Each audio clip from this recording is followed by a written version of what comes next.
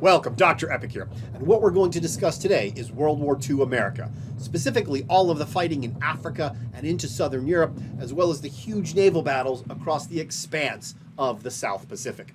And along the way, we're going to meet Operation Torch, a general named Blood and Guts, Patriotic Criminals, 2 mighty fortresses, a doomed fleet, and a naval genius targeted by mathematics. We're going to follow that outline right up above my head. So put that in your notes to serve as a framework for the information that is to follow, because you should be closing in on an answer to that question on the lower left. Evaluate FDR's Germany First policy. What was its goal? What was its cost? What did it lead to? Were Marshall and King right, or even half right?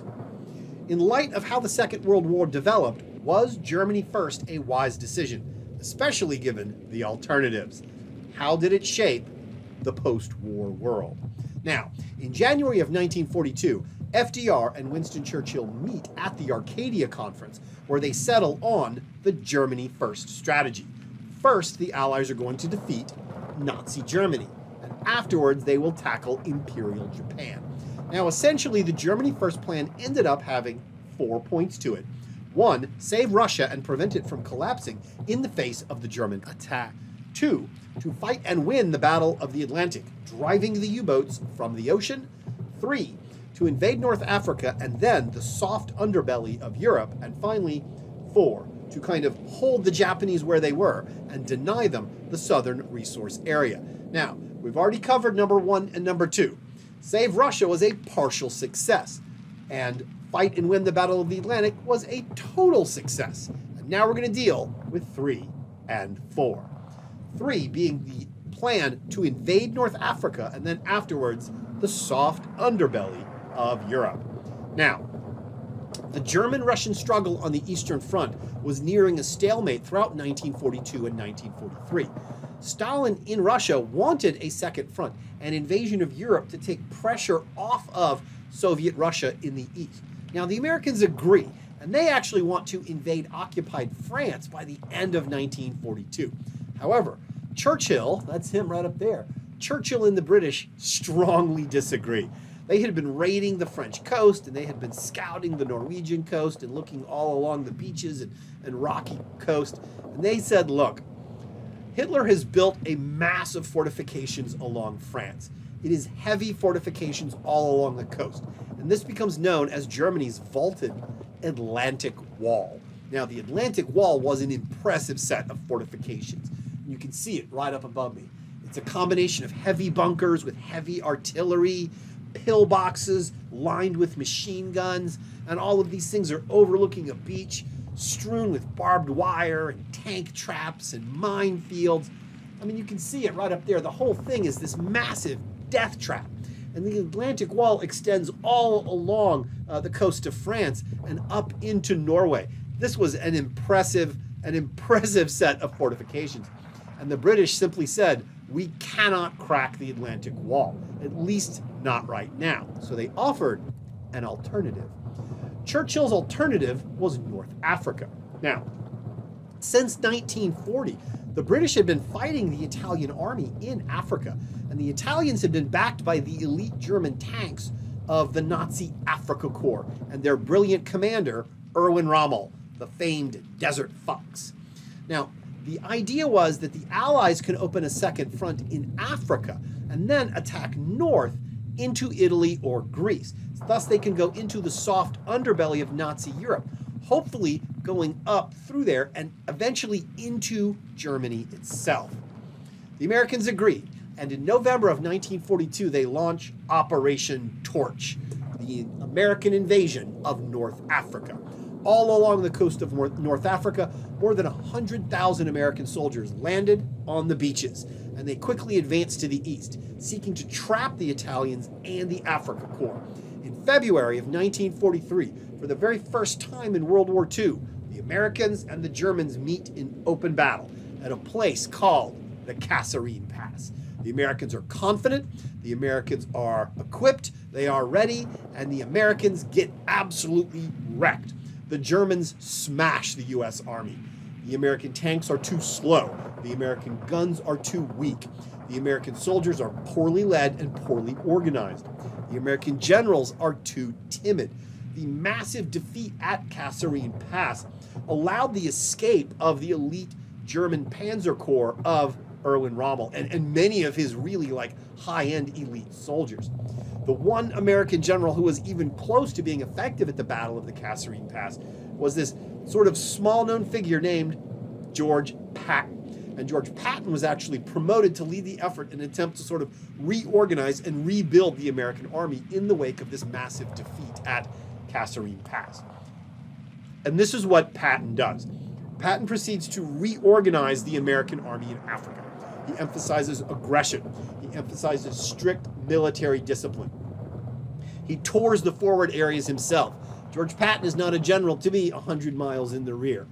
In fact, he often comes under direct fire from the Germans. And Patton stresses that victory means everything. And he quickly, among the soldiers, he quickly earns a nickname as a butcher, as somebody who doesn't care about casualties. He just cares about taking territory and defeating Germans. In fact, his own soldiers don't particularly like Patton, and they simply give him the nickname Blood and Guts. But, Patton probably doesn't really deserve this nickname of Blood and Guts. He really doesn't deserve his reputation as a butcher, because he makes it very clear that he doesn't really want to limit, he cares about American casualties. He wants to limit the death and destruction caused by the American army. In fact, this gives voice to one of Patton's more famous quotes. "The object of war is not to die for your country, but to make the other bastard die for his." Led by George Patton, the reorganized Americans launched new attacks in May and June of 1943. The remaining Italian soldiers surrender because they've largely been abandoned by their German allies. Plans are drawn up to invade southern Europe, and then word arrives that Italy is weak. The Italians are getting tired of war. The Italians are increasingly unhappy with World War II. An apocalyptic worldwide military struggle was not something that the Italian people wanted. It's not something that they had signed up for. They just wanted maybe a little piece of France and a little piece of Greece and maybe a couple chunks of Africa. Battling half the world was not something that they were really into. And the Italian army had been very badly treated by their German allies. The Italian army in Russia and the Italian army in Africa had been neglected by the Germans and smashed by the Allies. Soon word begins to leak out of Italy that the Italian people are getting ready to turn on Mussolini. They're getting ready to turn on the fascists. More and more often, every time the Americans and the British face off against the Italians are just giving up. They're like, we are done with this. But then word starts to come that maybe some of the Italian generals and maybe some of the Italian politicians will betray Benito Mussolini. The interesting thing is, where is this information coming from? Why do the Americans have such good intelligence on what's going on in Sicily and what's going on in southern Italy? Because they had access to one of the great information networks known at the time, the Italian Mafia itself. The Italian Mafia, based out of New York, had actually volunteered their services to the president. They'd volunteered their information to FDR. So the Italian mob begins to deliver messages into and out of fascist Italy. They provide detailed intelligence as to the situation inside Italy itself. They told the Americans the locations and the strengths of the German and the Italian armies in Italy. They began to bribe certain Italian generals. They began to bribe certain fascist politicians, informing the Americans which general will betray Mussolini, which politician can turn Italy. Because, Lucky Luciano himself, that's him in the upper left, one of the leaders of the Italian Mafia in New York. He's actually let out of prison by FDR because they're delivering such great information to the American army. Because you can say this, about the Italian Mafia. They might have been criminals, but they were no Nazis. The Allies invade Sicily. The reorganized American army, led by George Patton and helped by the superb intelligence provided by the Italian mafia, sweeps across the island. They attack and circle around and head east. They rapidly overrun German positions, and the demoralized Italian army begins to surrender in large numbers. The fight is out of them.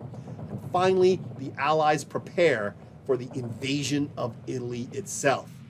And that's when political events begin to move very rapidly. Facing the impending invasion of the Italian homeland, political events change. In July of 1943, a coalition of generals and politicians move against Benito Mussolini. They arrest their own fascist dictator. Just before the Allied armies land on Italy itself, fascist Italy formally surrenders. The Italian army disintegrates. The remains of the Italian government then join the Allies, and in a very weird quirk of fate, the new Italian government then proceeds to declare war on their own allies, Germany itself. Yet, even though the Italians wanted the war to be over for them, the war is not done with Italy. The Germans had actually expected this to happen, and in a lightning move, Germany actually invades their old ally of fascist Italy. The German troops seize and free Mussolini himself. He's the much diminished figure right there. And they set up Mussolini as a puppet of the Germans in the north. And there's a greatly weakened Italian fascist state formed in the north. Italy divides in half. Southern Italy is on the side of the Allies. Northern Italy is on the side of the Axis. And in the middle, the Italian army has ceased to exist, so it really doesn't matter. But in the south, you have the Americans and the British, and in the north, you have the Germans. Now, the Germans put up a ferocious defense in Italy.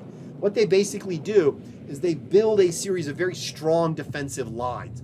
And in building these really strong defensive positions, they're able to slow the Allied advance to a crawl. The Allies had to slowly smash through each line of defenses. And then when they were smashed through, the Germans would retreat a little bit and then just build a new line of defenses. Because the German goal is not to win the war in Italy. The German goal is not to defeat the Americans and the British in Italy. The Germans are just trying to slow them down. It's just trying to drag out the war in Italy, and it proves to be a winning strategy. The Germans, in fact, were able to drag out the Italian campaign for the entire rest of World War II. Italy never became a viable route to invade Germany itself. And even though Italy never leads to the invasion of Germany, the fighting in Italy did tie down, nearly 350,000 German soldiers. And all of those 350,000 German soldiers were supposed to go fight the Russians in the east. And the attack in Italy did lead to the collapse of the fascists there, and it did lead to the disintegration of the Italian army. And when the Germans finally halted the Allied armies in Italy, it became completely obvious that another invasion would be needed. The Allies would have to smash through that Atlantic wall. So, step 3, invade North Africa and then the soft underbelly of Europe? Partial success. Fascist Italy was finished, yet the Italian front did not lead to the liberation of Europe as a whole. It was not a viable route to the invasion of Germany. Really, there was no soft underbelly. But it did create a second front in Europe, and it did pull a lot of pressure off the Russians. And it did allow the Americans to fix obvious and huge problems in their army. And I actually really love this poster to the left. I mean, look at that poster. It's an Italian propaganda poster from late in the war. It's like, for liberty and civilization in the world, the British and the French and the Americans and the Italians, we were really on your side the whole time, guys. Now, we're moving on to step 4. Hold the Japanese where they are and deny them the southern resource area.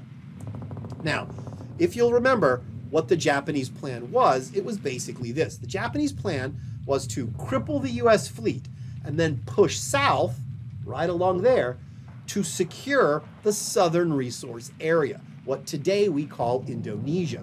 Using the oil and the iron of Indonesia, Imperial Japan would then heavily fortify islands all across the Pacific, making an American counterattack very costly. And then once the Americans had been stopped in the Pacific, then Japan would go on to complete their conquest of China.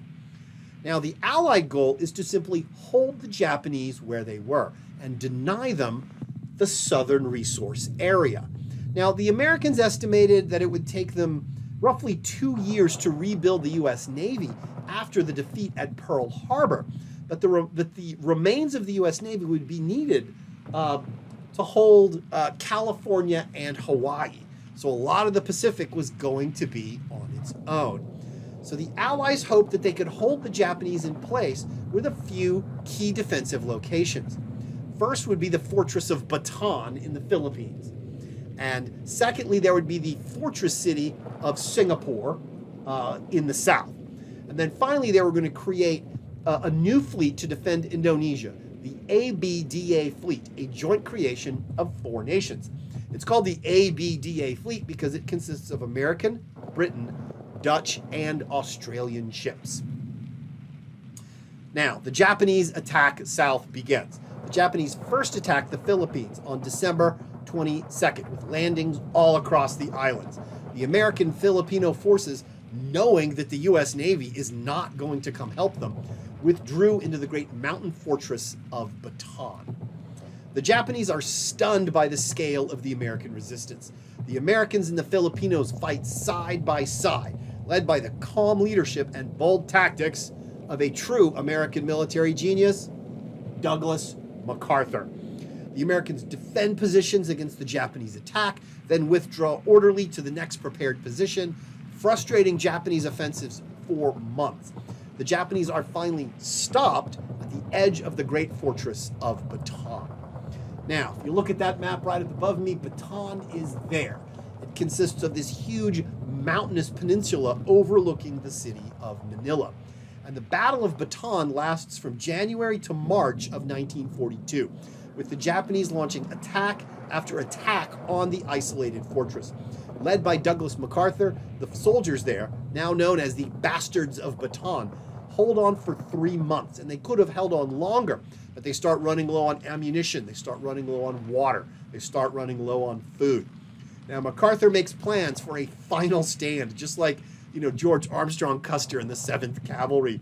He makes plans for a final last stand on the mountain before he is contacted directly by Franklin Delano Roosevelt. And the president directly orders MacArthur himself to escape.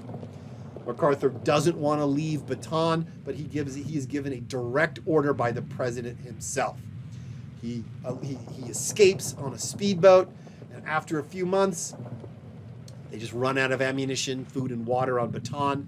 Bataan itself surrenders. Now, some Americans flee to the mountains, and others flee to the fortress islands at Manila Bay, Corregidor, and Fort Drum, and these hold out for another 2 months.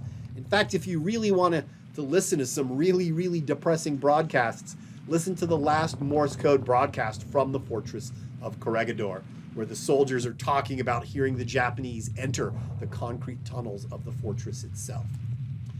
Now, MacArthur is ordered to escape by the president himself. And MacArthur escapes at night on these special high-speed speedboats. He evacuates to Australia, taking his senior commanders with him. He publicly apologizes to his army. He publicly apologizes to the people of the Philippines. And he makes a famous pledge: I shall return. But the men left behind on Bataan and the men left behind on Corregidor would endure one of the great Japanese atrocities of World War II, the Bataan Death March. The Death March itself was the forced march of somewhere around 70,000 American and Filipino prisoners of war from Bataan to a camp 60 miles away. Many of these soldiers were wounded. All of them were exhausted. They'd been fighting battle for 3 months. And the march was characterized by great cruelty from the Japanese. Summary executions, abuse, torture, 16,000 prisoners of war die during the Bataan Death March. The Japanese treat their prisoners abominably, and a large number of those American POWs will not survive the war. Now, these low numbers can be explained by the Japanese attitude towards prisoners of war, towards POWs, because to the Japanese, by surrendering, the soldiers were considered cowards without any honor, as real men would have died before letting themselves become captured. Hence, POWs, to the Japanese mind, deserved nothing but complete contempt. The American prisoners and the Filipino prisoners were starved, they were casually tortured, they were used as target practice, they were used as medical experimentation, they were used as human shields, and in a few rare cases, when the Japanese themselves ran out of food, they would occasionally eat the POWs. Now, many Americans and Filipinos simply refused to surrender, and they headed straight off into the mountains, where they would lead a 3-year guerrilla fight against the Japanese with very little support. They had very little food, very little ammunition, very little support from home. Now, the real irony of this, and you can see this photograph of the guerrilla fighters there on the left, the irony of this is that the Americans and the Filipinos are using the same tactics from the old Filipino wars back in the days of Teddy Roosevelt. And indeed, the American willingness to fight and die for the Philippines virtually erased the old animosity between American and Filipino. And if you look right up above me, those areas in black, those are the centers of guerrilla activity. And it was the same centers when the Filipinos fought the Americans.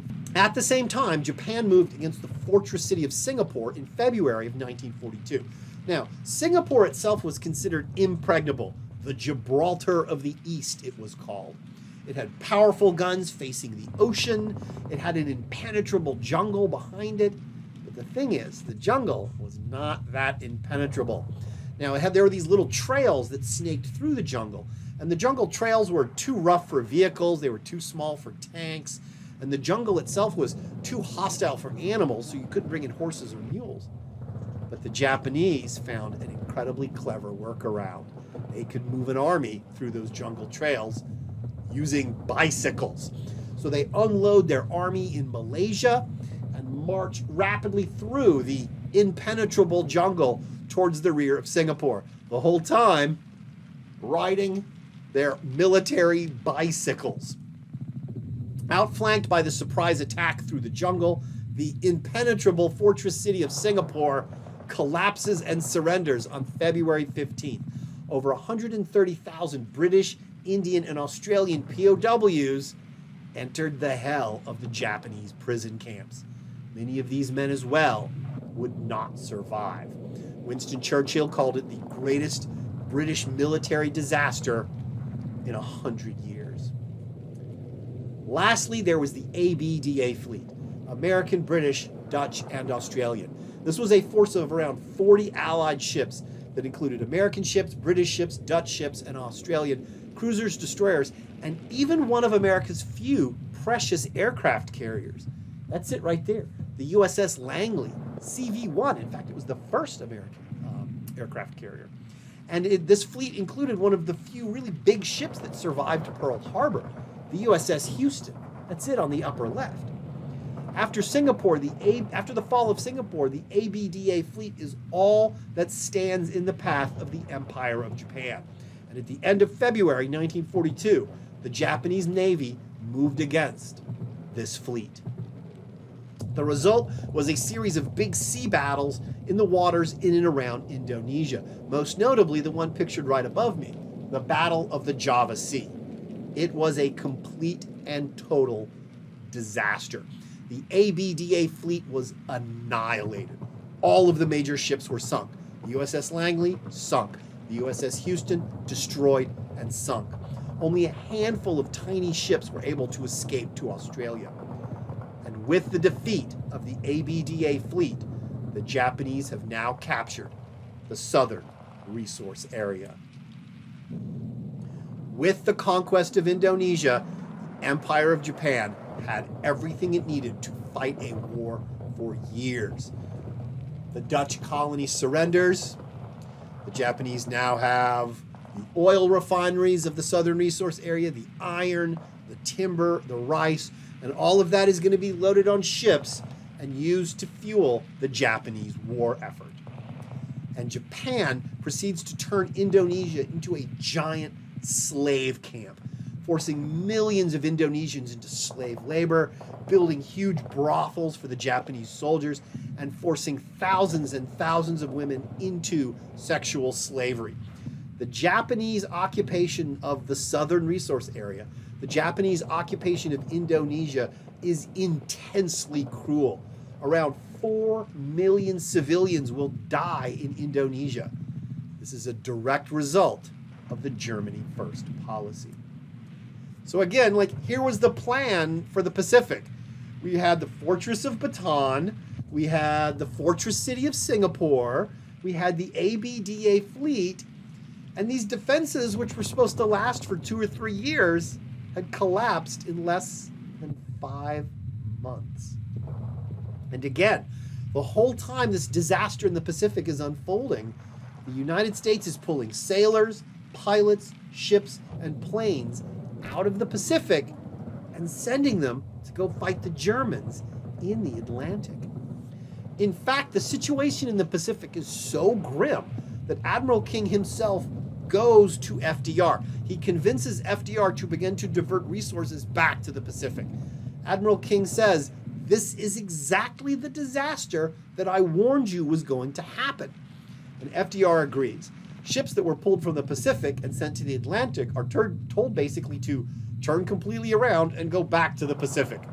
America ends up doubling its commitment to the Pacific War. It was thought that the Americans could commit only 15% of the war effort to the Pacific, but after the defeat of the ABDA fleet, America doubles it, and will eventually double it again. More than 40% of the American war production will go to the Pacific. So here, I have a question for you. Is this a partial admission that Germany first might have been a flawed idea? Was Admiral King right? Or even half right? Because you see, with the defeat of the ABDA fleet, the Japanese plan has worked. They had, as far as Imperial Japan was concerned, they've won the war in the Pacific. They have everything they need. They have the oil fields and rice fields of the Southern Resource Area. They held dozens of islands across the Pacific, and they were all heavily fortifying them, using the resources from Indonesia. Basically, they're like, we've won the war in the Pacific. All we need to do is to defeat the Americans one more time. The Japanese idea was, if we can beat the Americans one more time, then we can force the U.S. to sign an armistice. But to defeat the Americans one more time, the Japanese turn once more to Admiral Yamamoto, their naval genius. And Yamamoto plans a massive trap for the remains of the American Pacific Fleet, the only military force left on that side of the planet. And he's going to center this huge trap around a tiny island right there. This island is going to be called Midway. Yamamoto will attack Midway Island and force the last American ships, and especially their precious aircraft carriers, to defend it. If Yamamoto can capture Midway Island, he can then launch attacks on Hawaii, and then he can launch attacks on California itself.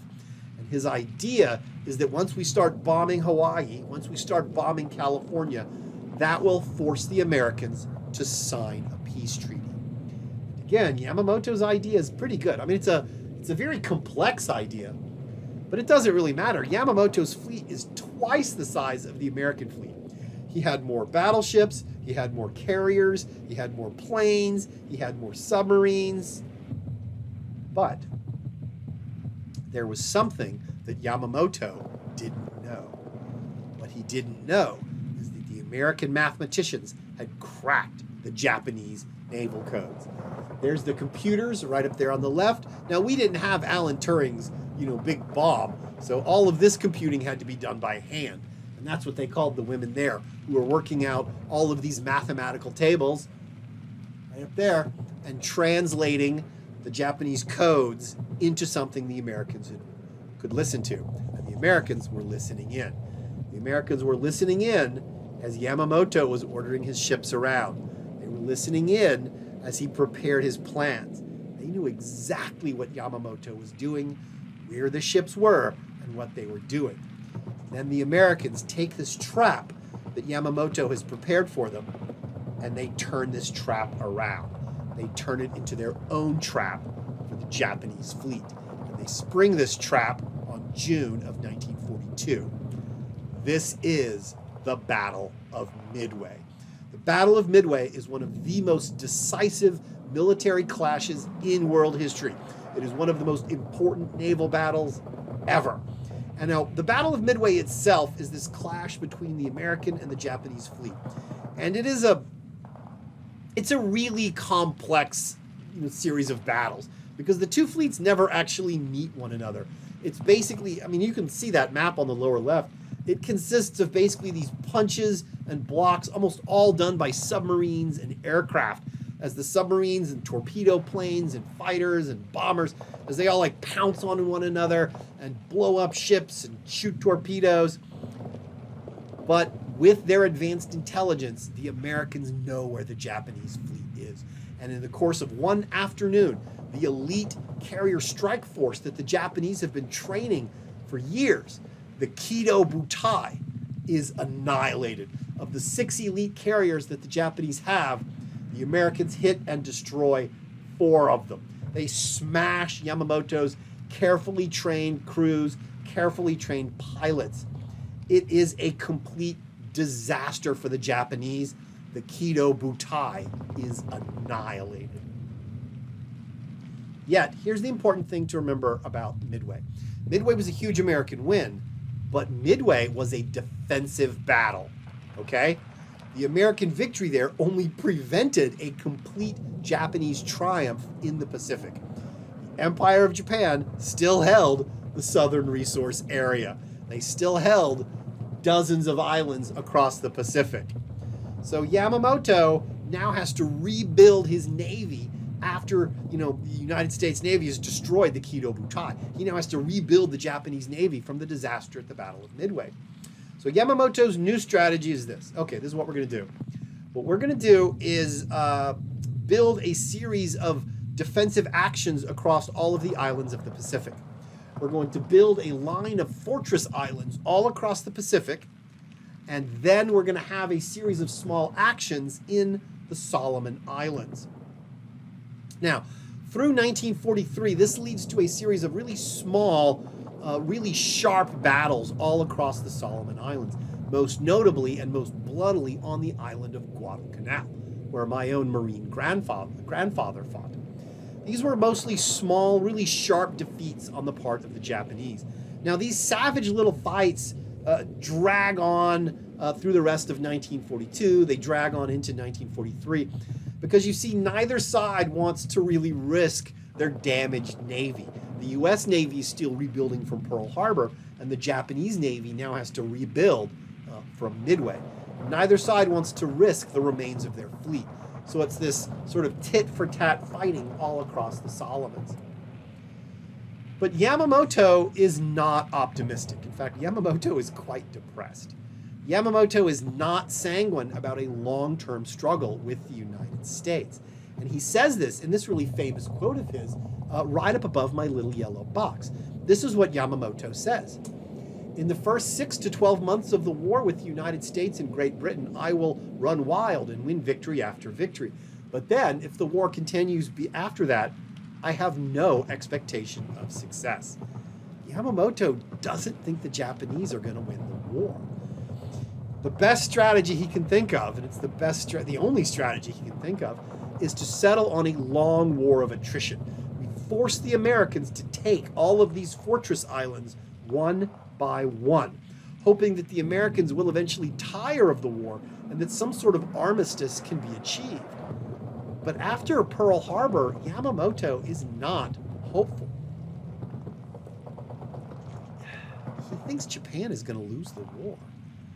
But he is going to serve his emperor. He's going to serve his nation. So he starts building these fortress islands all across the Pacific. And in April of 1943, Yamamoto goes on a tour of some of these fortress islands that are closest to the Americans. And he's going to go there and inspect them to make sure that the Japanese army is actually turning these islands into these incredibly impregnable fortresses. And to prepare for his inspection, Yamamoto's flight plan is then broadcast to this forward fortress island, where it is picked up and decoded by the American computers. The Americans listened in to Yamamoto's flight plan. They knew when his plane was going to fly. They knew where his plane was going to be. They knew exactly when and where Yamamoto would be. And the kill order comes directly from the president himself. On April 18th, 1943, a group of American planes, P-38 Lightnings, pounce on Admiral Yamamoto's plane, and after a fierce aerial dogfight, they hit it with a bunch of 50 caliber shells. Admiral Yamamoto's plane explodes and crashes on the island of Bougainville. Admiral Yamamoto is dead. But let's actually examine what has been going on in the Pacific. Remember, step 4 of this Germany First plan is to hold the Japanese where they are and deny them the southern resource area, and it ended in total failure. The Empire of Japan had secured the southern resource area. The Empire of Japan has the oil, the iron, the food, and the lumber to fight for years and years. The Japanese were busy fortifying dozens of islands across the Pacific, and it would be a brutal struggle to dislodge them all from island after island. And again, this Japanese victory was a result of the Germany First policy.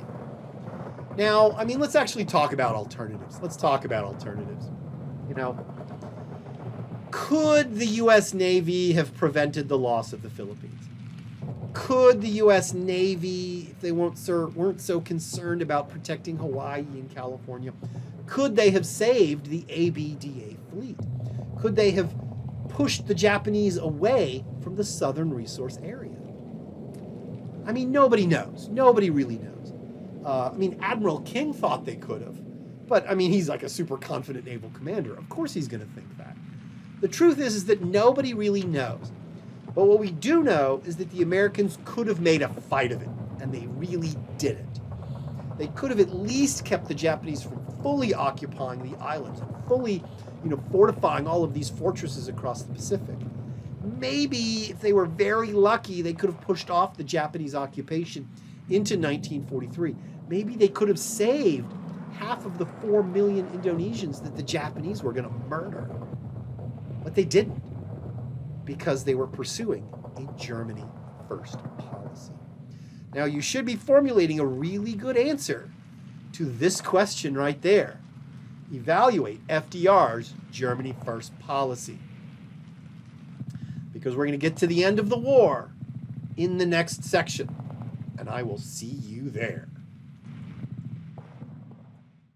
Now, I want to talk about one of the weirder little things in this little extra section at the end. I want to talk about one of the weirder little things that's happened recently in the South Pacific, which is that Indonesian and Chinese pirates are basically looting all of these sunken ships from World War II. They're going for the copper. They're going for the aluminum. They're going for this steel. The steel has special properties because it's tempered steel that's not going to be contaminated by the nuclear explosions that we're about to talk about next time.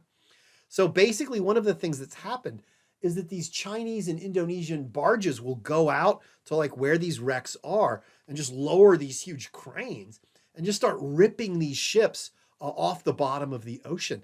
And this has become known as the world's biggest grave robbery. These disappearing wrecks from World War II. As they're just hauling up all of this scrap metal and all of this copper and all of this aluminum, and basically then just dumping the bodies of these World War II heroes back in the drink. And some of this has led to the desecration of British war graves as Chinese pirates plunder these shipwrecks all across the South Pacific. And there they've arrested the Chinese pirates. But countries like Indonesia and Malaysia and the Philippines, they don't really have the wherewithal or really the desire to protect some of these sunken graves. And, some of these ships have almost been completely destroyed. And you can see from the wrecks of that British battleship right up above me, it's little more than just a series of chopped up metal fragments on the bottom of the ocean, as they're just stealing and desecrating the war remains of these poor sailors that died trying to protect Indonesia itself.